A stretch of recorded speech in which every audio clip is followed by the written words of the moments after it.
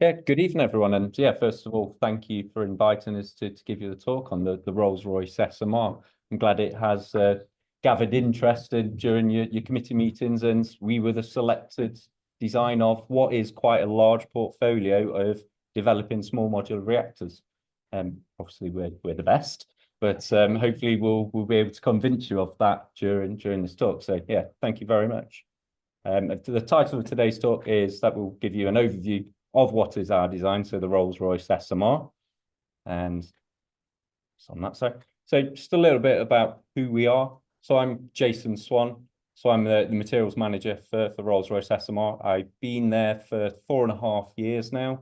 I joined just before COVID, so I had a whole new, fresh faces, new side of the business, and didn't know anybody. And then 2 weeks in the office, everybody go home. So it was quite a strange new business to work in. Prior to that, I was working in Rolls-Royce submarines. So it was still heavily linked with Rolls-Royce at the time, where I worked up to be a group leader of 15 engineers, where it was running the supply chain auditing team, and we had an on-site lab to support the manufacture of the submarine components.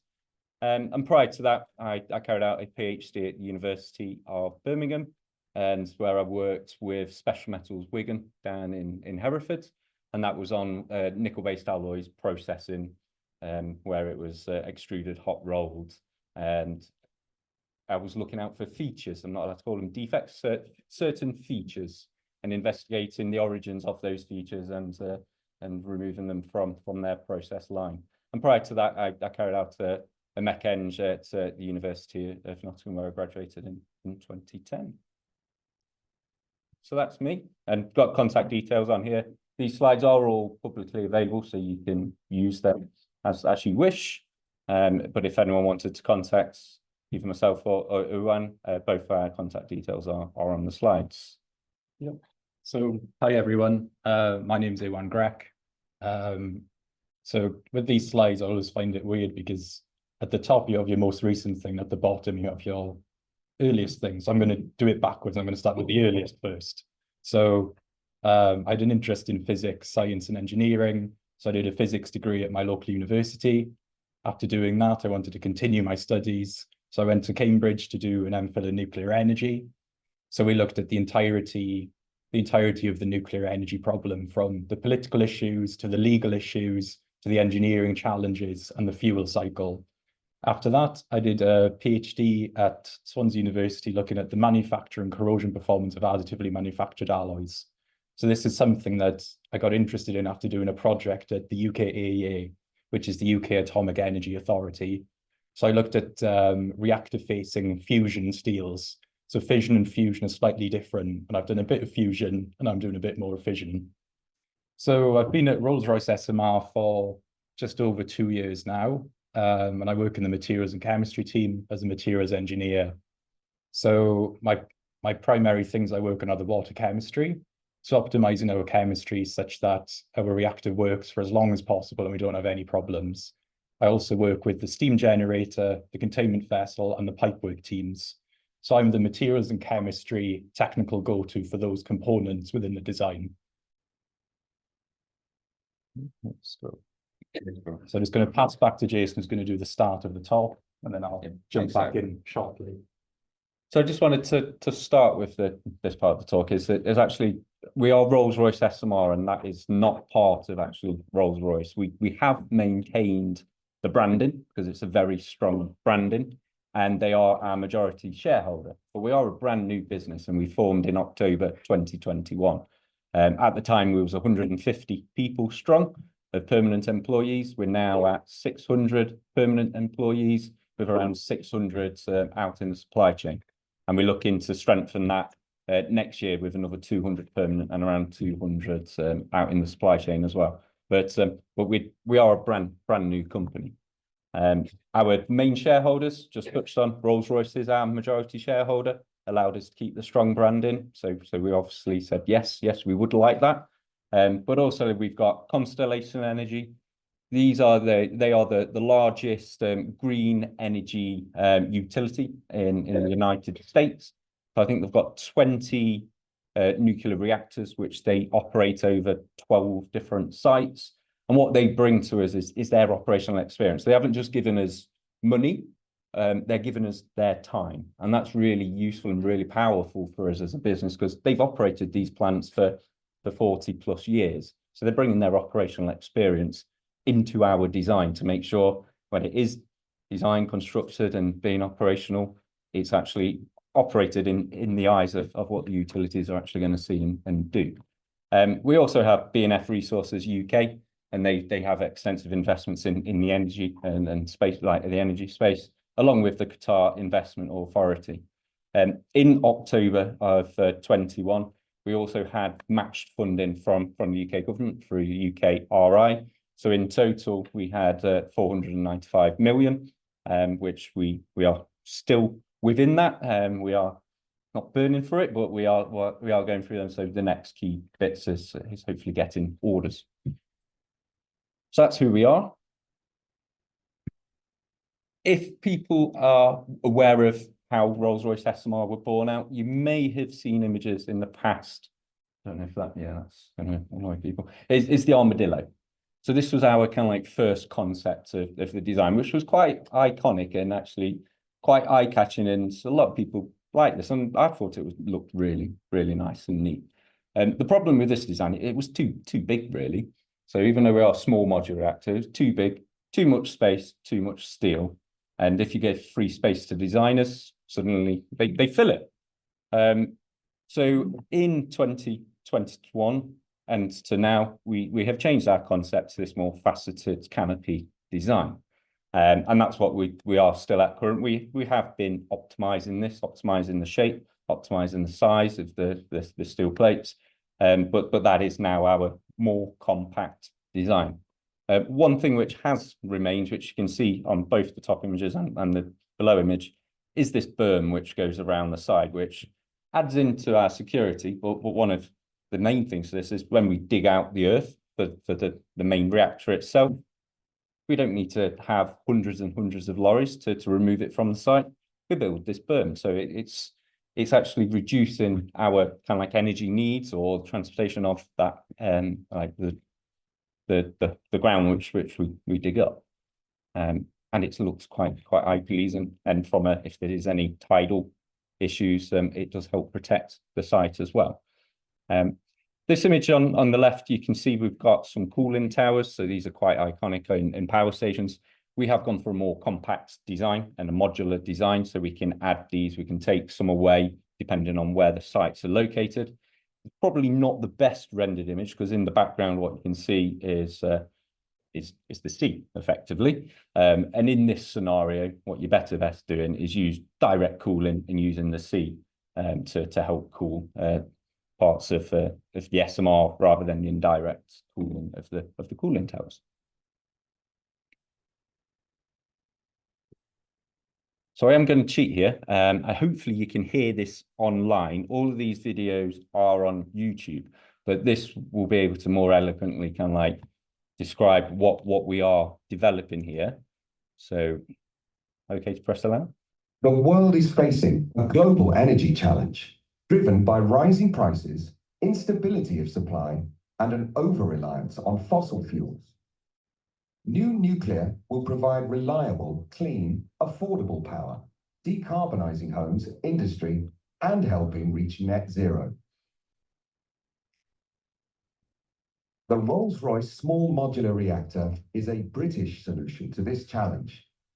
The first nuclear power plant to be designed and built in the UK for over a generation. Using tried and tested nuclear technology and building on Rolls-Royce's unrivaled heritage and expertise, this is a radically different approach. The factory-built nuclear power plant will provide enough electricity to power 1 million homes for 60 years. Most of the plant will be prefabricated in specialized factories. The modules are transported to site and assembled on location, shortening build time and reducing both project risk and capital cost. At 470 megawatts, a Rolls-Royce SMR produces more low-carbon electricity than any other SMR. A fleet will have the potential to decarbonize all aspects of our society, going way beyond the electricity grid. The design is already being assessed by UK regulators to ensure it meets the highest standards of safety, security, safeguards, and environmental protection. And in autumn 2023, Rolls-Royce SMR was shortlisted in the Great British Nuclear Technology Selection process. Rolls-Royce SMR will deliver significant social value, helping transform regional economies, resulting in tens of thousands of long-term, high-skilled jobs.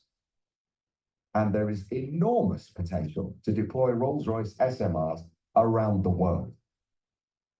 Developing an engaged, passionate, and motivated workforce is part of delivering this important mission. We support our people to be their best. Rolls-Royce SMR is striving to be an inclusive employer, developing a world-leading culture and creating a fantastic place to work. Rolls-Royce SMR, providing clean, affordable energy for all. Yes, it's a couple of things that came out of that. It said in autumn 2023, we were part of the GBN bid. That was ourselves and 5 other competitors.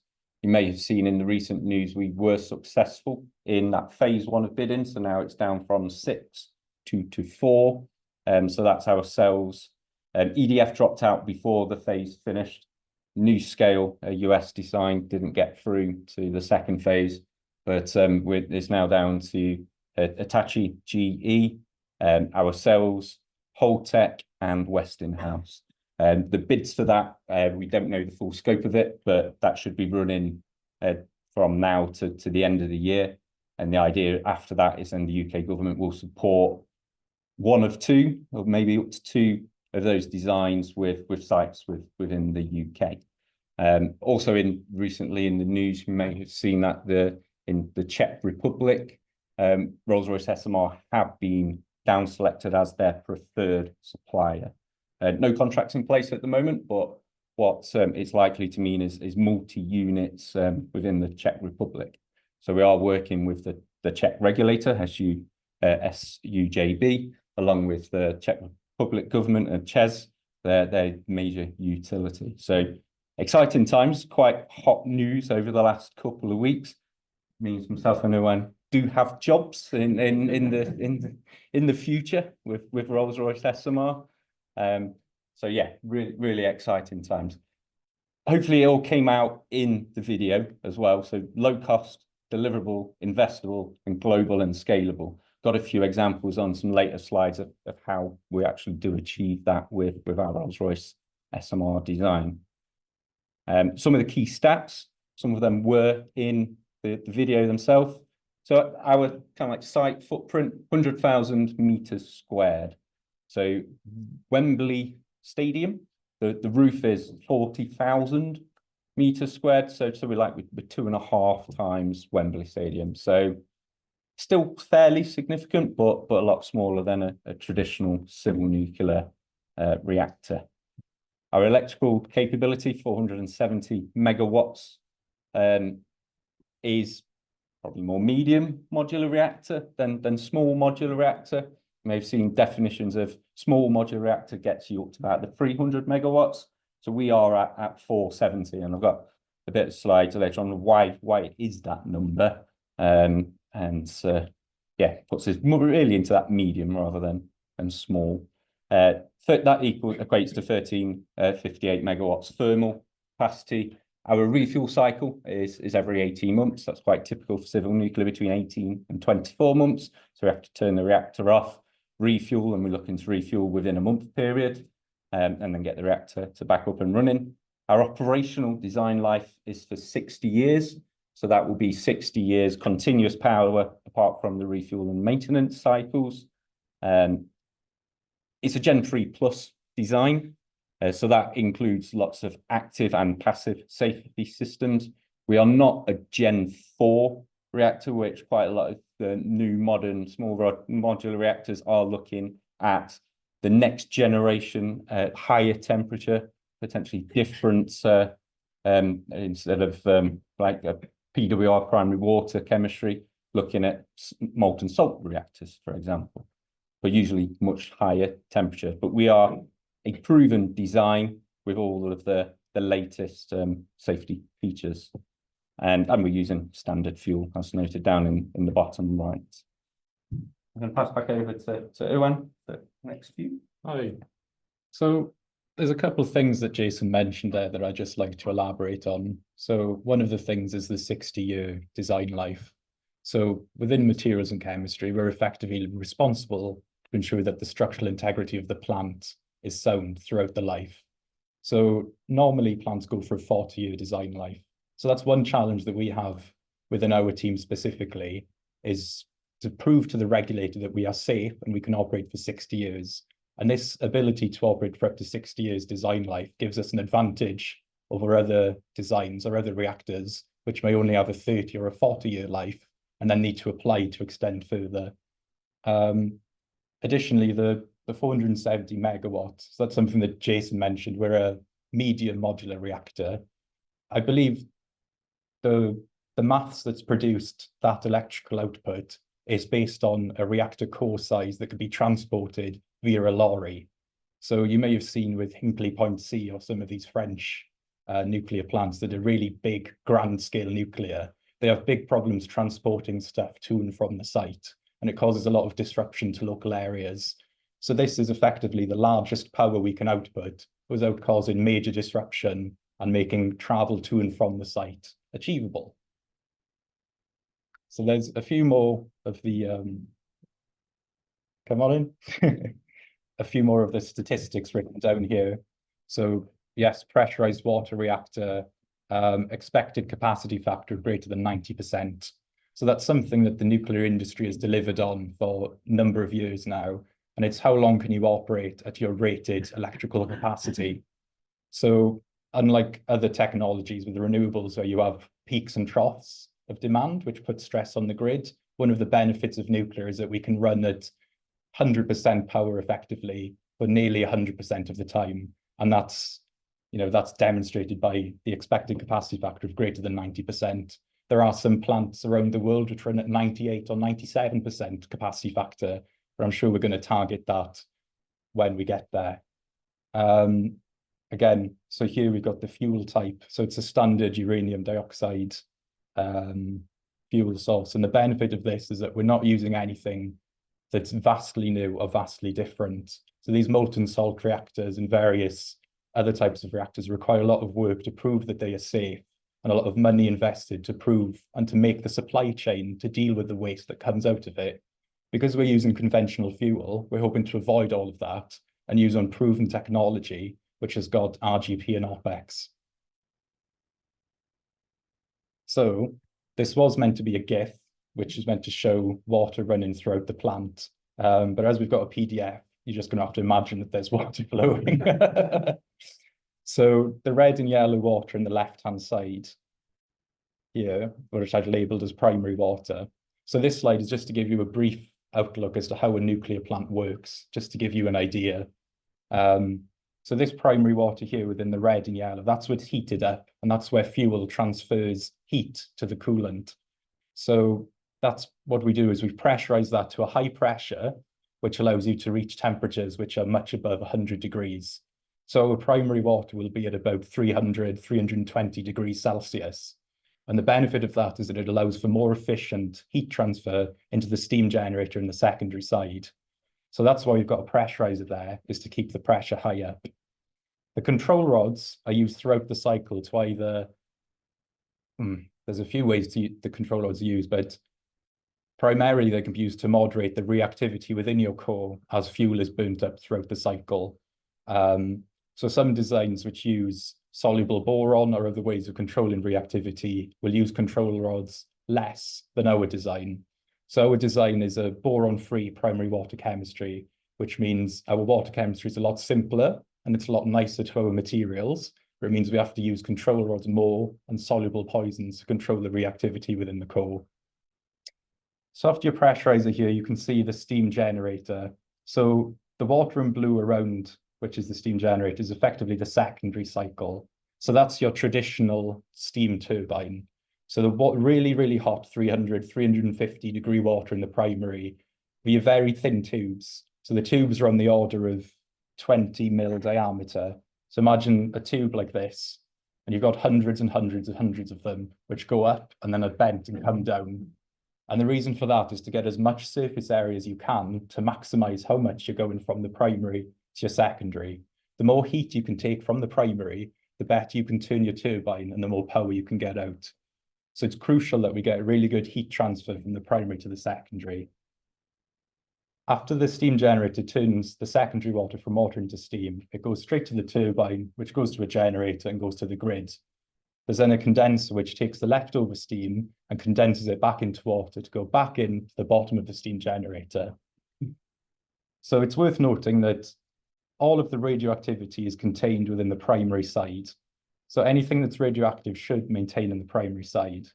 If there are any leaks or any materials issues or what have you, then radioactive fission products can get into the secondary side, where it's very, very rare. So then the tertiary system is the third water loop of the system effectively. So that will either go to cooling towers, as displayed in the picture, or it'll be at the river or the sea. So what I wanted to highlight is that there are several barriers in place which prevent radioactivity or anything unwanted being released. So it's a very, very, very rare occurrence. And to sort of further that regarding the tertiary water, before it can be discharged into the sea or into the river, it's very highly controlled and highly regulated. So that tertiary water will only go up in temperature by 3 or 4 degrees.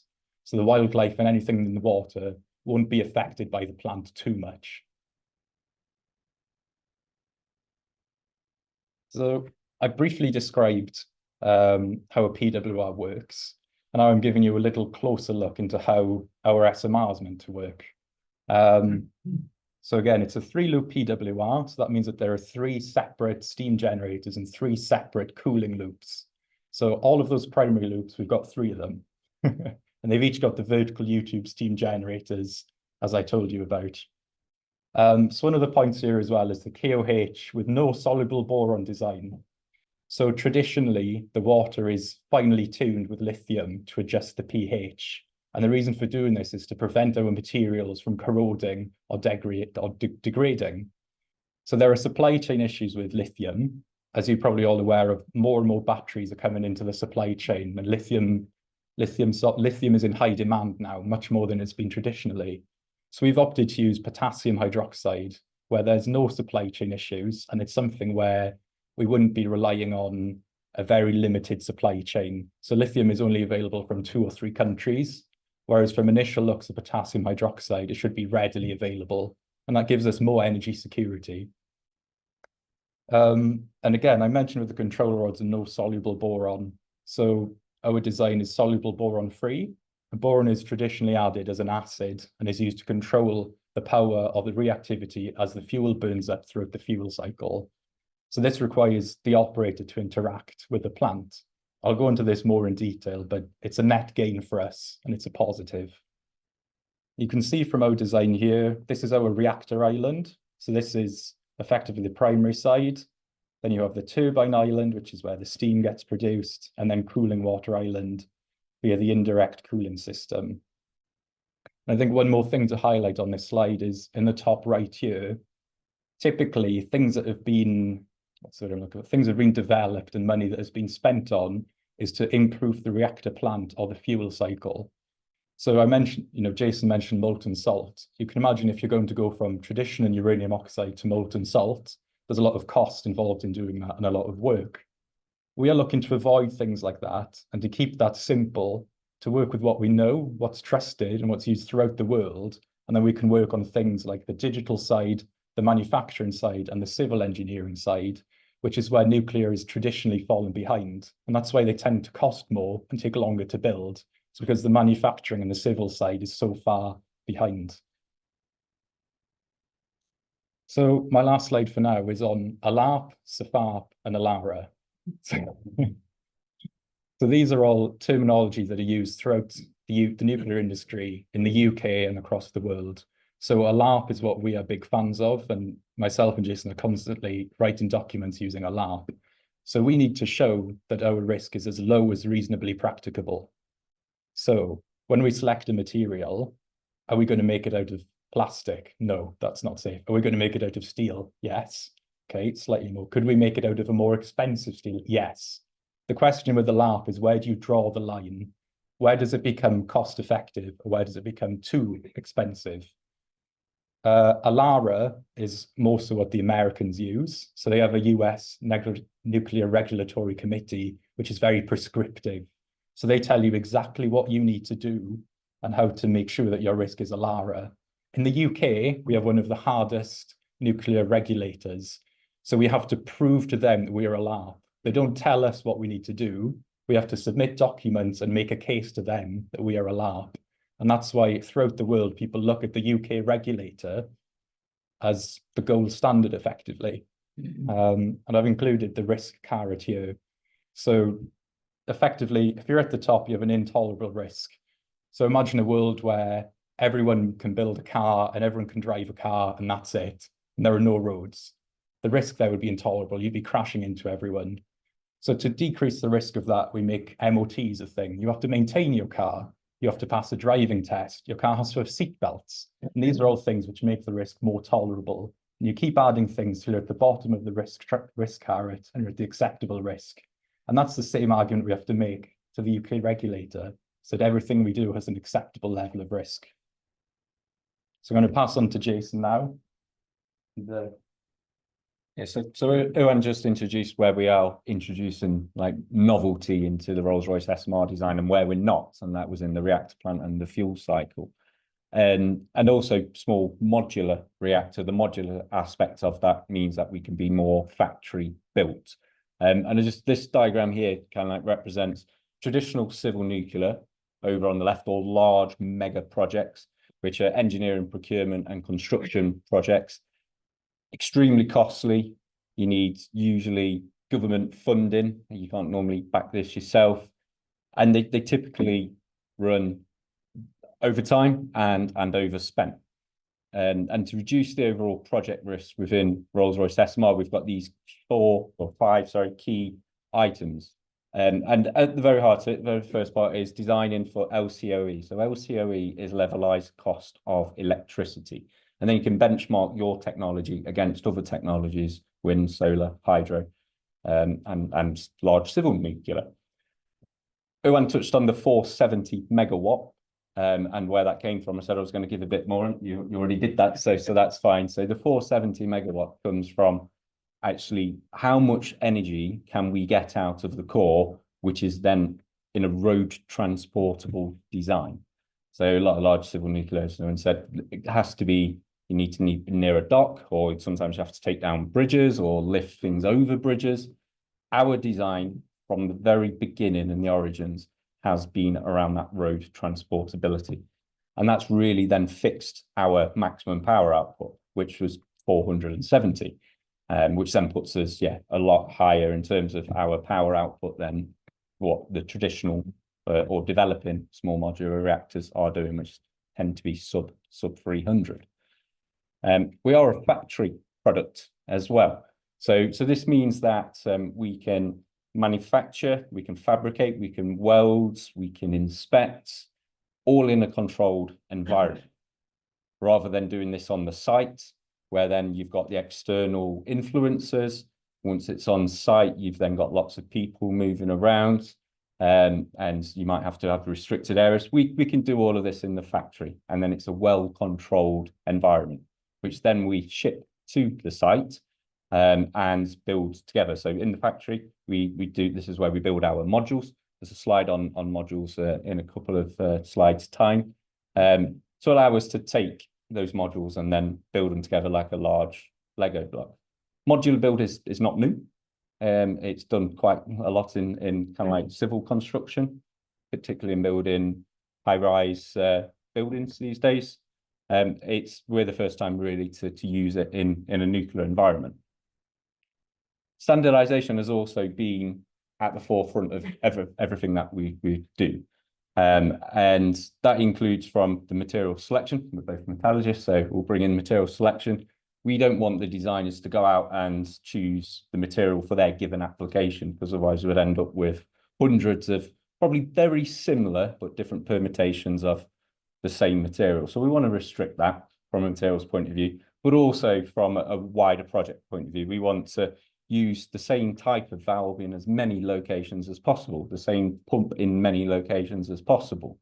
And also from a site side of things, we're not intending to be a single unit site, which the large civil EPC projects on the left-hand side have been, typically very site-specific or one-off projects. We are not that. So we want to be able to be as non-site specific as we can. And I've got an example on a slide a bit later, one example of where we are doing that. Also, schedule certainty plagues the nuclear industry.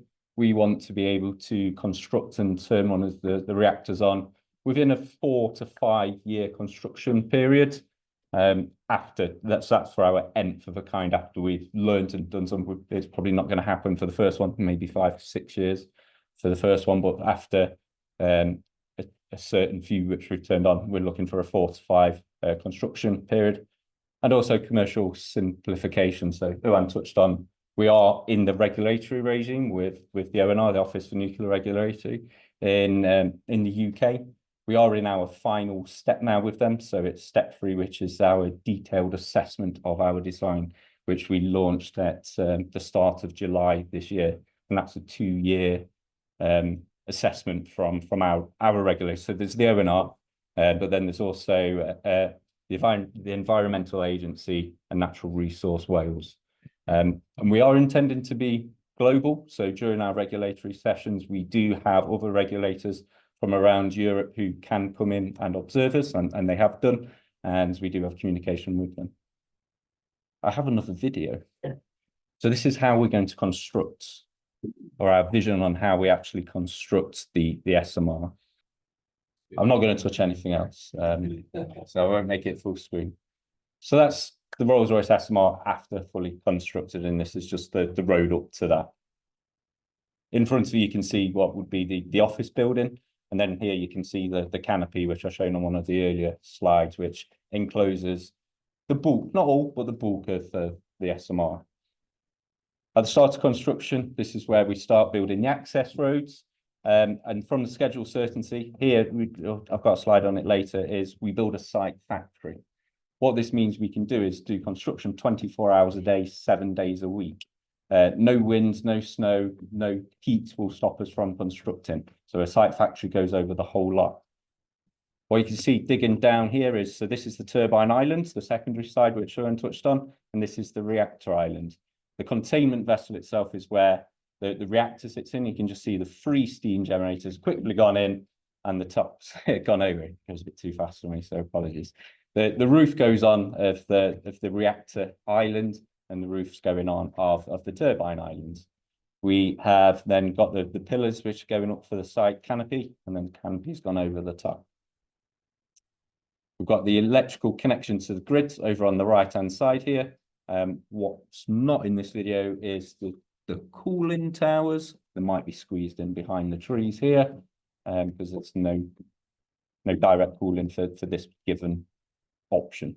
But our design is we can have multi SMRs on at a site, and then they could share some of like the grid connectivity, the direct cooling from the water sources or the cooling towers. So we do have 1, 2, and 3 concepts of where you've got SMRs all together to give you increased power, obviously, for that given location. Sorry, that went quite quick and a bit too quick for myself there, but hopefully that gives you a bit of a feel of how we're looking to construct it. That was a 2-minute video. In reality, that's probably a 5-year, 6-year construction project to do. Back to the slides. Great. So this is really saying going from a mega project into that factory product. The site factory you did see there. So a few years ago, what we actually went out and did, so Wilfer is a potential site for a Rolls-Royce SMR. And we went out and had a look at how the weather was. Notoriously in Wales, weather's not brilliant, so this is probably quite pessimistic. But over a 4-year period, we had lost 641 days worth of constructing time. And that's either down to, it was too rainy, so you can't really pour concrete and it doesn't dry very well, or it's too windy, so you can't do any of your large lifts, or it's like the snow and frost. So over a 4-year construction period, if it's now going to be 6-year construction period, you could add another 50% onto potential lost time. This site factory eliminates all of that, but it also protects the locals from what we're doing underneath that as well. So it's a win-win situation. Within the site factory as well, we have all of our craneage on top of this, and we can swarm the cranes together for some of the heavy lifts. After the construction's done, we can take that site factory down and it can go off to another site and get repurposed and used again. So that helps us from our schedule certainty. Touched on the factory product, so small modular. So this is the M side of things, and we have worked on, they're called MCOP, so module kit of parts. And what we're currently designing is how many different types of modules we have, the shapes, the sizes, if they're horizontal, if they're vertical. We even have modules for staircases, and then what actually goes into them. And there's quite a lot of work going into here. And then actually, how do we connect all of these together? So we've got to think from the EC&I side of things. We've got to think from the pipe work and connections of the pipe work, so all the fluid movement, fire protection, and just general access and maintenance and repair replacement. So all of those considerations have to come in. I won't show you another video, but the MEP guys have got a video here on YouTube as well, very similar to the one we've just seen, but in the actual MEP factory itself. So it's where it shows developing some of the modules, doing some of the inspection. So that video is on YouTube. Please view at your own leisure. But with that, it is partly real. A couple of examples here on the left-hand side is one of the modular units that we've got at the AMRC in Sheffield. And this one is really developing everything to do with that MEP factory. So we understand how do we gain access to do some inspections of what goes in those modules. We're looking at mechanizing a lot of like the welding and the inspection. And then that helping us detail how big does our MEP factory need to be. Obviously, there's hundreds of modules that we're going to be creating, and we want to be multi-site, so we'll have to scale that up for the total number of modules. There's still some learning to do with this, because this is obviously a single module. When this then goes on to site and maintenance and repair, access becomes a lot more challenging than one in this factory environment when there's just one module sat on its own. On the right-hand side is at the MTC in Coventry. So it has been kitted out. Phase 1 of this was without it kitted out. So this has got 4 modular units. And the first phase was, how do we kind of like join the modules together? How do we stack them on top of each other, the tolerancing? The second phase was actually kitting it out with some equipment. So we've got some pipe work, we've got some miniature vessels, we've got some cable trays for the EC&I, we've got some fire barriers and some doors, and we've got some steps going up the right-hand side. So really proving out actually how we do this. And in both instances, we're feeding this back into the design. We're all integrated, so that we actually learn from these actual real things that we're developing. Very small thing. It was an example on standardization. We are using base isolation across the patch, irrespective of where the SMRs are. So if we're in a low or even a high in terms of an earthquake zone, we've got a standard design so it can be positioned so it's non-site specific. Our people who actually construct these then get used to it. It's all standardized. They've done it before. They can repeat and do it again. A bit on digital. So Iwan touched on, this was like the third area which we are looking to innovate. We are in the modern era. So we're not like traditional nuclear 1950s, 60s, 70s and 80s generally. We've got the opportunity to be more digital, and that goes all the way from the design side up until fully operational. So that includes the supply chain, the manufacturing and construction.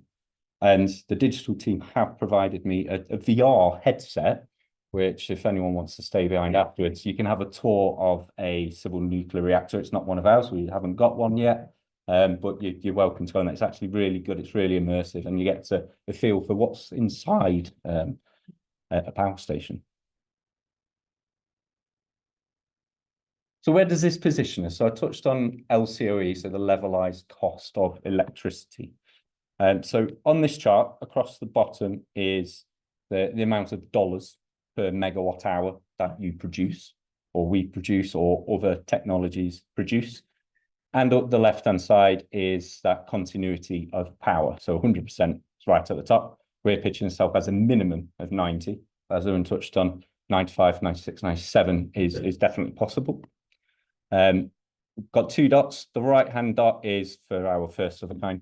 We're not naive. We know we're new to doing this. We're going to have some lessons learned. So the first of a kind is pitching at around that $80 per megawatt hour mark.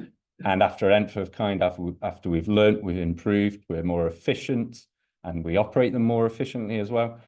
The aim is to get it down to around the $55 per megawatt hour. Compared to large civil nuclear is at around $135 per hour. So we are significantly cheaper. And this is for 60 years worth of life, so significantly cheaper, which is helpful for everybody, to be honest. And then how it compares to, obviously, you drop down in the continuous power, where it needs to be windy to generate electricity from wind. So offshore wind is more windier than onshore wind. So that's at around 55, 60%. Solar power in the UK is not very good. This year has been pretty bleak. I haven't seen so much sun. These can be improved with battery technology, but then that won't get them above really around here. And the battery technology at the moment is incredibly expensive. So you can see our proposition is very competitive and very interesting. And the Czech Republic, I guess, it cements that. We're all rabbiting on a bit here, aren't we?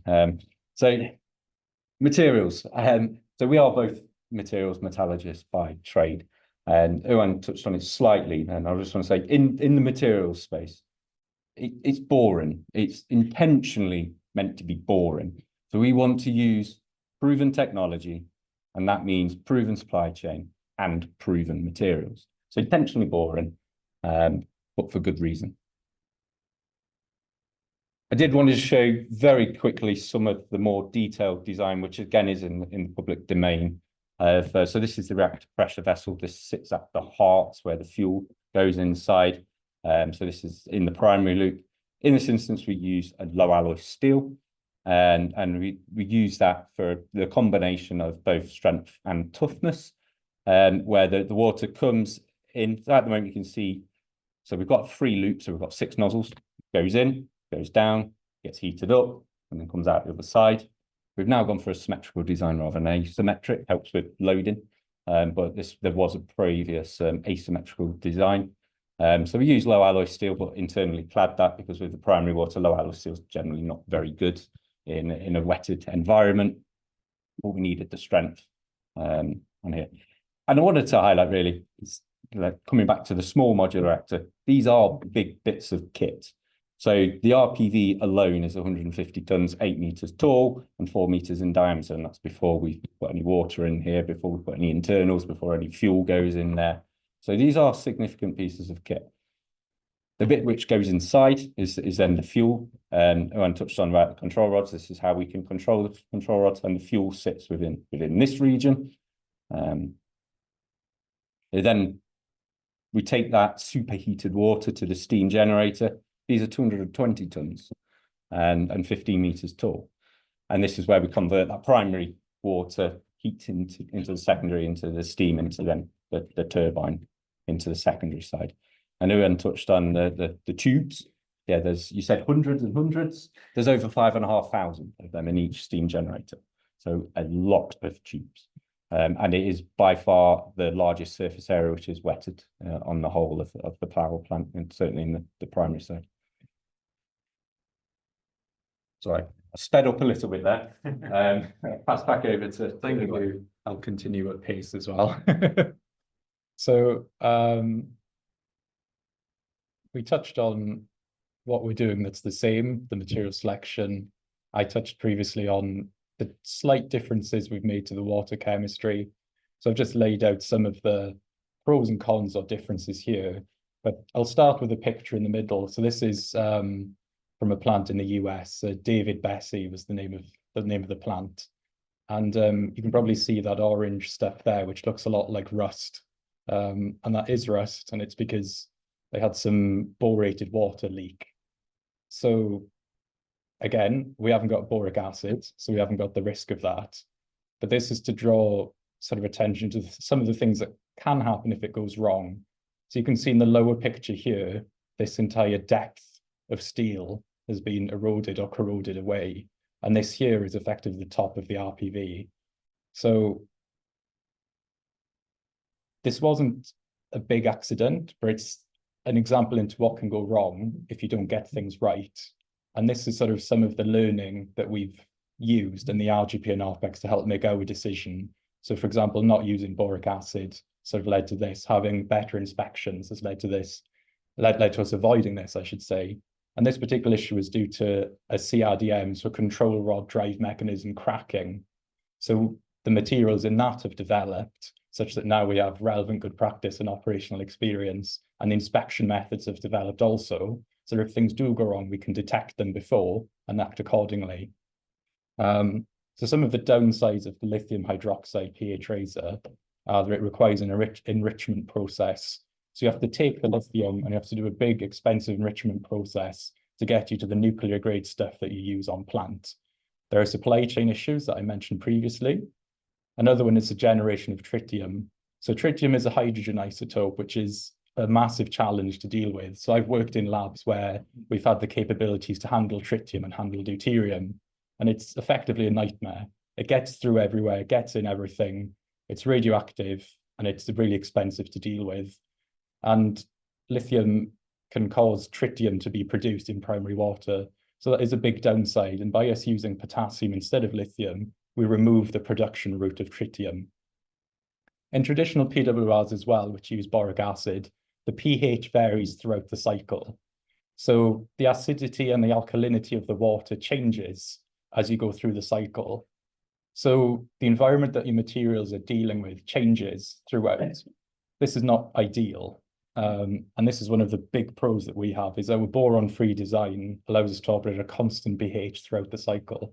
So we can pick a pH, which is exactly where we want to maximize our materials strength, and we can operate at that throughout the cycle. So that's a huge benefit for us. Another downside of the boric acid design is that it requires operator monitoring. So you need a team of people with calculators and with computers monitoring the boron concentration, adding and removing to change the power of the plant. Additionally, you have a risk of SIPs. So this is a CRED-induced power shift. So what happens is your corrosion products and your boron gets as credit onto your fuel and sticks to your fuel. And you're effectively in that particular region of the core, you have lower power than everyone else because your boron is stopping your reaction. So you have a big differential across your core, which makes it harder to operate. So by removing boric acid, we remove the risk of SIPs and we aid the operators even further. So we hope that these primary water chemistry decisions that we make it a better proposition for operators, making it easier to run, requiring less involvement. Now, when we understand that using potassium hydroxide as opposed to lithium hydroxide is a very small difference, but we heavily rely on RGP and OPEX, and we heavily rely on industry experience. So we understand that there may be differences in the way that our materials behave in potassium hydroxide compared to lithium hydroxide. So despite the body of literature suggesting that we will be no worse, we are undertaking some primary water testing programs just to demonstrate that we are a lab. If you remember from the risk carrot, we need to be sure that we're in the green zone. So to satisfy the regulator, we're carrying out some testing programs. So I'm heavily involved with the general corrosion testing program. So we have we have the majority of our primary wetted materials being tested in our water chemistry compared to traditional. So we can look at the different mechanisms of degradation and say, are we worse, are we the same, or are we better? And we expect that we will not be worse in any of them really, but we are doing this due diligence and testing just to ensure that. So this sort of Venn diagram on the right shows what you have in your system effectively. You've got your material, your environment, and your mechanical stress. And if all three of those line up, you can get stress corrosion cracking, which is one of the most notorious degradation mechanisms in nuclear plants. So it makes sense we're running a stress corrosion cracking program. We're also running an irradiation-assisted stress corrosion cracking. So if you thought that SCC was bad, you add radiation in and it takes it another step. Then we've got environmentally assisted fatigue. So fatigue is effectively your materials being pushed or pulled, or there's some stress being put on it, causing it to crack. So we need to prove that either we won't have cracking or the cracks won't progress. And then even further, we're looking at the fuel clad itself. So we're looking at within the core, the materials on the clad, how are they going to behave in our chemistry? So these are ongoing programs which are being carried out by world experts who are renowned in their fields. And this sort of money that we've spent on these testing programs is to further justify that we are safe and that our design is thought through. So we're sort of coming to the end now, and this slide just sort of shows, we've mentioned connection to the grid, but there are other ways of using nuclear energy. So industries typically require a lot of electricity. So heavy industries such as steel forging, data centers, general factories and heavy industry, fuel refineries, chemical plants. So part of what we're looking at with the Rolls-Royce SMR is providing an energy solution to these industries themselves. You can see we've been a bit overzealous on this image where we've got absolutely everything in one picture, including some offshore wind. But this is showing the sort of the versatility that we have in what we're providing, and that we're looking at a range of solutions, not only as electricity to grid, again, to make it more investable and to make it a more interesting proposition. And Jason mentioned as well, we're looking to develop the UK supply chain. So as we're progressing throughout our design, we're at the stage now where personally I'm speaking with suppliers of material and components regularly, multiple times a week. What we found collectively as a business is that the majority of these businesses and the supply chain capability is outside of the UK. And that's something that we've sort of fallen back on a bit in the UK. So what we hope to do is to be able to help support the supply chain within the UK so that we can be more of a British company and use and develop supply chain and jobs and capabilities within the country. Because any business's greatest asset is their people. And we want to promote things within the UK as best as we can. So one of the last slides is to have your say. So there's an opportunity to go onto the SMR website. So there's a link there, and have your say. So you can enter your comments, enter your thoughts, and you can send those directly to the company. It's the company, right? Not GDA. It's the company. Yeah, so those come straight to the company. So we can gather your thoughts as we go through the design process and as we look to improve our reactor. We have had some interesting ones. Some, obviously, we do get some negative ones, that's expected, but we have had some positive ones. And I think the best one we've had is stop making it look like a Disney park. It ranges.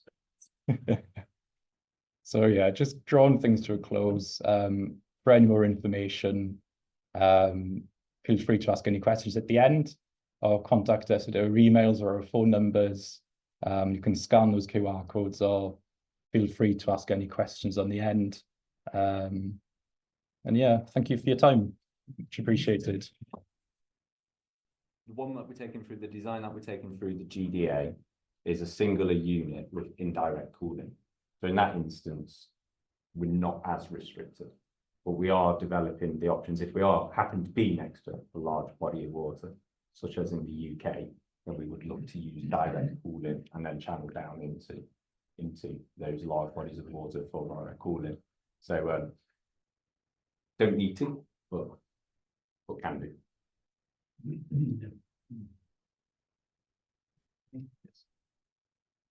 Your thoughts on how these systems would integrate in with the UK generation network? We're going to have long-term investment in renewables with all their fragility in terms of wind power, etc. That smoothing is currently closed cycle gas turbine. You had this discussion earlier, so. And one of the beauties, of course, of the gas turbine, the closed cycle gas turbine, it comes on power in a matter of hours. It really is very fast. Nothing I've heard about modular reactors changes well, perhaps you'll tell me, is the response time. Can you use this for smoothing? So in my opinion specifically, I wouldn't see this necessarily to fit that role of smoothing. The way that I see the modern grid working is that you need a set amount of base load capacity, right? So you need 60 to 70% of your capacity to be consistent. So in my mind, that's the role that nuclear fills. In my mind, then you top up the remaining 30, 40, 50%, let's say, with your renewables, but you then have your CCGT as backups, which can boot up quickly. And that's part of the advantage of using nuclear as your base load, is the capacity factor. So if you can operate at 100% power for 97% of the time, in my mind, you don't use it for the role to start up quickly, you use it for the continuous power, and you take the advantages of the gas and the renewables that can go up and down to top up the rest. Does that answer your question? If you look at the monitors for UK power generation, Yes. and you just look at the nuclear, I mean, it's always there, dead steady, except very occasionally there's maintenance.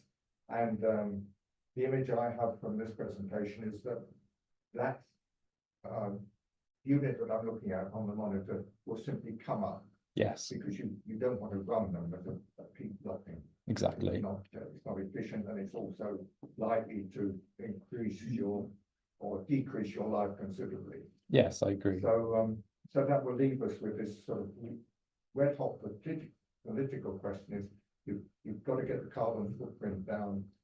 You've got to get the gas turbines out of the network. What's going to step in? Well, I mean, my question would be, not my question, I guess my response would be, we know roughly what our usage is going to be, and we know what our baseload capacities are, and we don't hit 100% of it consistently. We go up and down. We have things like hydroelectric, and we have things like gas, which can start up to fill the last bit. So I think the solution is to use nuclear instead of CCGT as the baseload.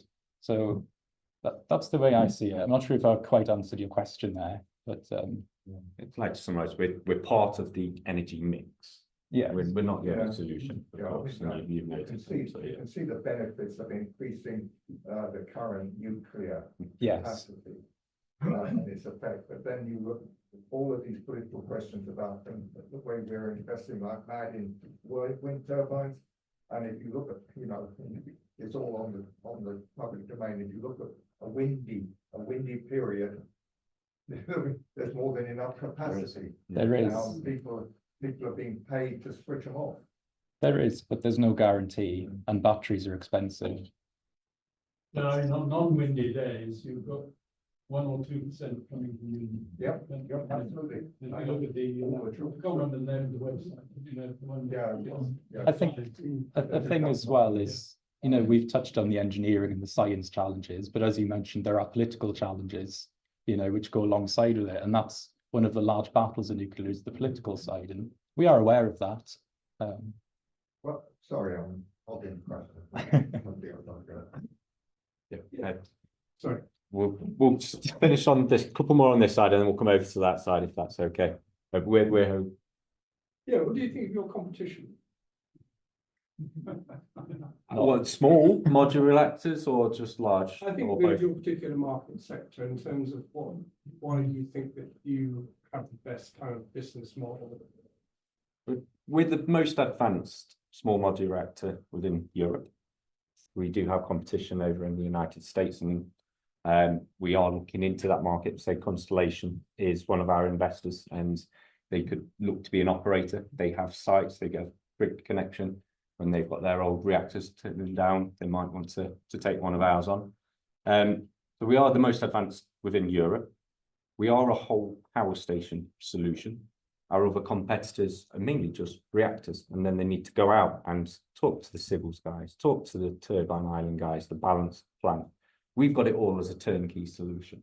So that puts us really up there for for the investors who aren't really interested in developing, or they just want to know that it's going to give them that continuous power. So data centers is a great example. And we are even talking with people in the United States around large data center capability.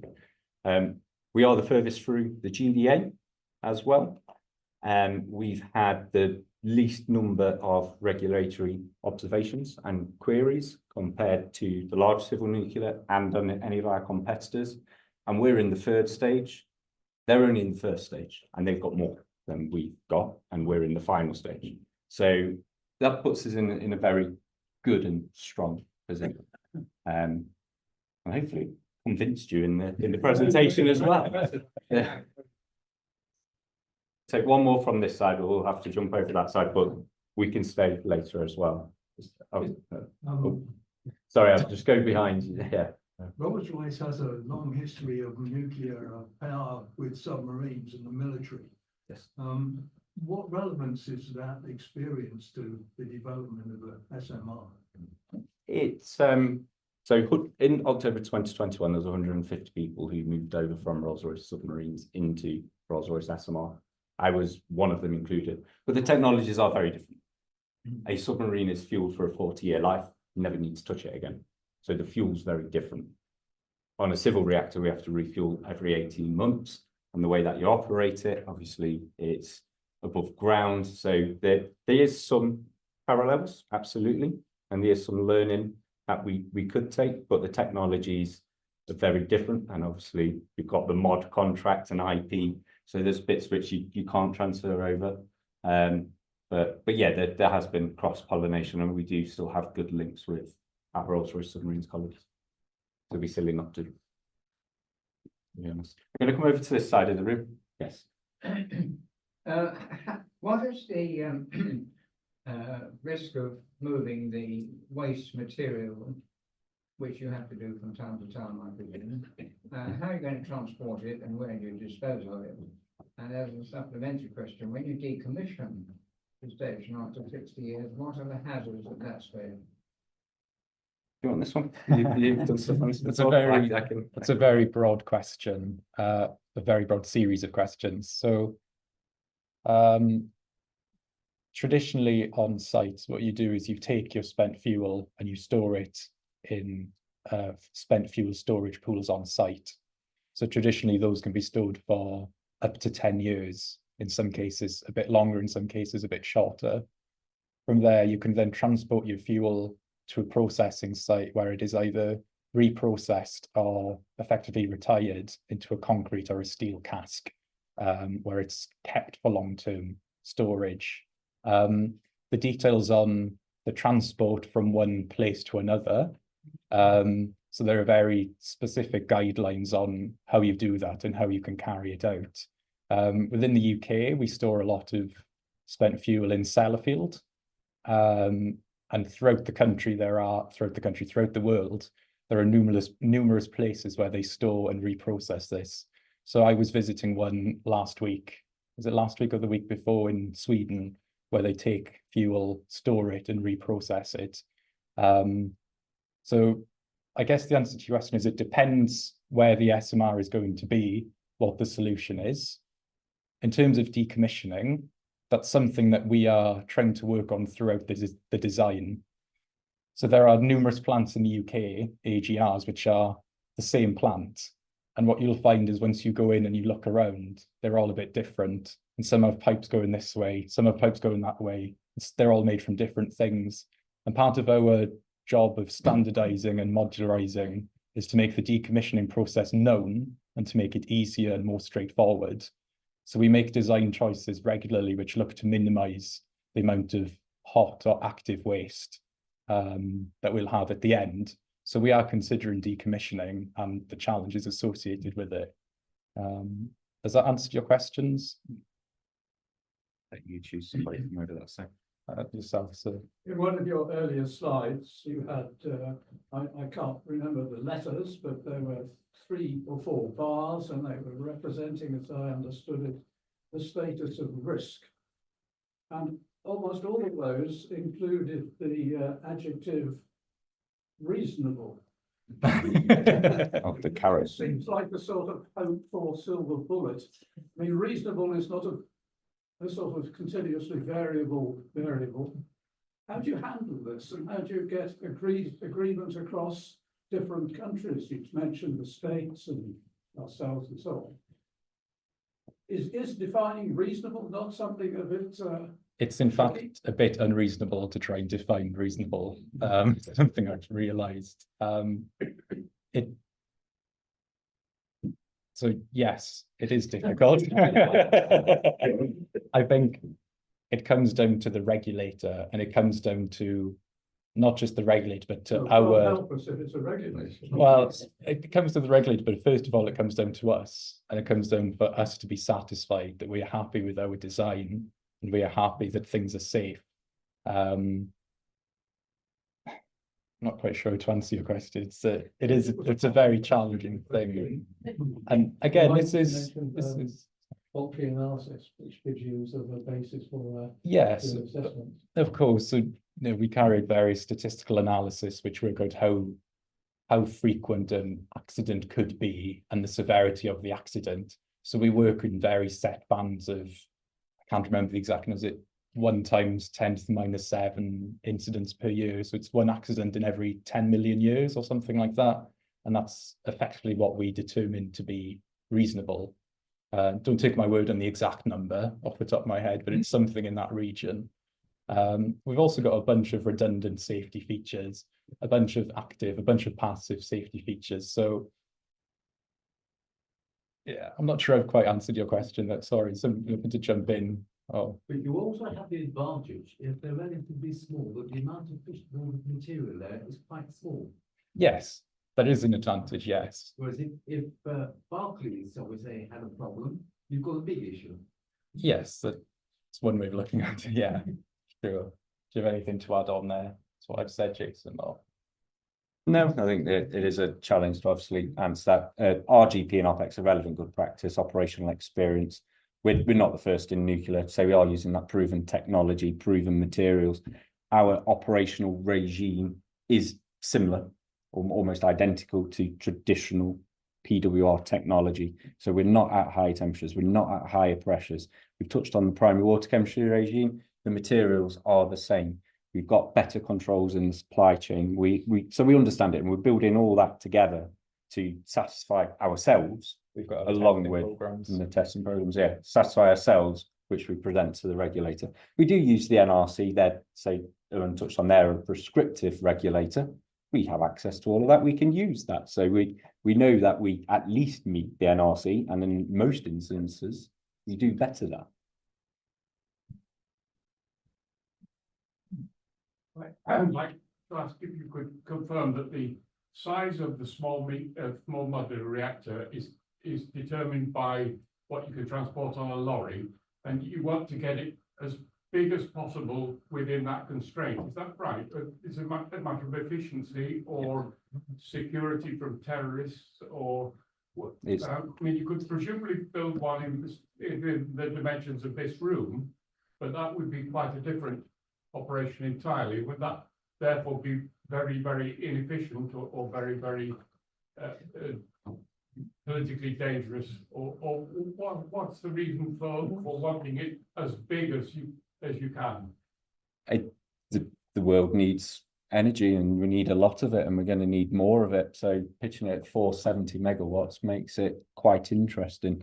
But you're right in terms of the road transportability. The size of the reactor was limited by that, what you can put on the back of a lorry and transport it throughout the UK and throughout Europe. So we're not restricted to the sites. And so we can position 1, 2, 3, 4 of these units if you want to get up to that and above the gigawatt capacity. It doesn't mean that people don't want smaller ones. So within Rolls-Royce themselves, they have a novel nuclear side, which is then a reactor which sits on the back of a lorry. And so you could fit it in this room, but then obviously the power output is much, much lower. Some of our competitors have got ones which can put on the back of a barge, and they're about the 80 megawatts, which in certain instances that might be sufficient. So they're part of the energy mix. But some lots of economics in so doing, in having little tiny things that size. Not necessarily. Quite a lot of the smaller modular reactors go through fuel a lot more quickly, so there's a lot more waste. But it depends on where they're being deployed. Obviously, the smaller they are, most of the time they've got less supporting services to do it, less people to operate them, smaller supply chain, so overall lower cost and quicker to produce, but obviously have that lower output. So it depends on the customer's needs, really. Because some people might still want to go, I want a large civil nuclear because I've got over 1 gigawatt, so I want 2 of them, which may be possible. Yes. Just a matter of interest, do you know what the power output of the nuclear power station at the South Pole? The South Pole, is it 60 megawatts? That's what I thought. Might be wrong though, it might be significantly less than that. Yes. You mentioned clusters. Are you looking at numbers that go up to, eventually EPD, half a dozen, 7? At what point do you start saying, I'm going to take 1,200 megawatt generator sets and things? Have you looked at that sort of extension?